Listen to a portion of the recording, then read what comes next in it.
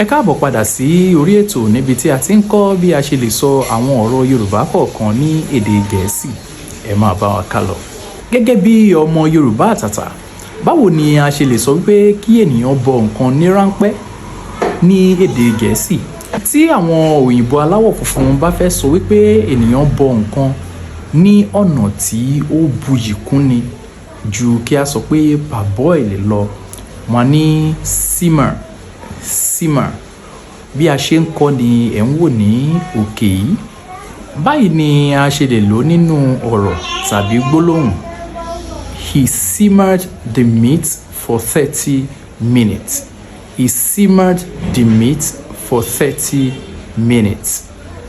Báwo ni a ṣe lè sọ wípé nǹkan hun jọ tàbí nǹkan rún tàbí ó kákò látàrí wípé kò sí omi ní ara rẹ̀ mọ́? Báwo ni a ṣe lè sọ ní èdè Gẹ̀ẹ́sì?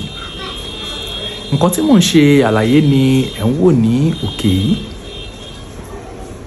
Mo nígbàgbọ́ wípé ọ̀pọ̀lọpọ̀ wa ni ó máa ń lo shrink tàbí wither or wilt láti fi ṣàpèjúwe pé kò sí omi ní ara ewé tàbí èso mọ́.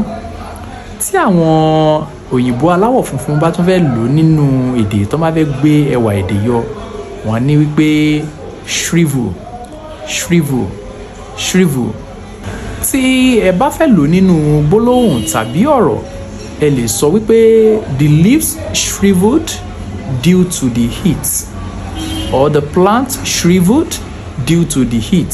Gẹ́gẹ́ bí ọmọ Yorùbá àtàtà, báwo ni a ṣe lè ṣàlàyé wípé nǹkan hàn tàbí ènìyàn hàn tàbí ẹranko hàn ganran ní èdè Gẹ̀ẹ́sì? Tí àwọn òyìnbó aláwọ̀ funfun bá fẹ́ ṣe àpèjúwe tàbí tí wọ́n bá fẹ́ sọ wípé nǹkan hàn tàbí ènìyàn hàn tàbí ẹranko hàn ganran, wọ́n ní squeak. Bí a ṣe ń kọ́ ni ẹ̀ ń wò ní òkè yìí. Báyìí ni a ṣe lè lò nínú ọ̀rọ̀ tàbí gbólóhùn. The child squeaked when I mistakenly stepped on her toes. Tí àwọn òyìnbó aláwọ̀ funfun bá fẹ́ sọ wípé ènìyàn ní ẹ̀kẹ́ èébú tàbí ènìyàn ní ẹnu búburú, wọ́n ní foul mouth. Bí a ṣe ń kọ́ ni ẹ̀ ń wò ní òkè yìí. Foul mouth. Báyìí ni a ṣe ń lò nínú ọ̀rọ̀ tàbí gbólóhùn. She was condemned for foul-mouthed remarks.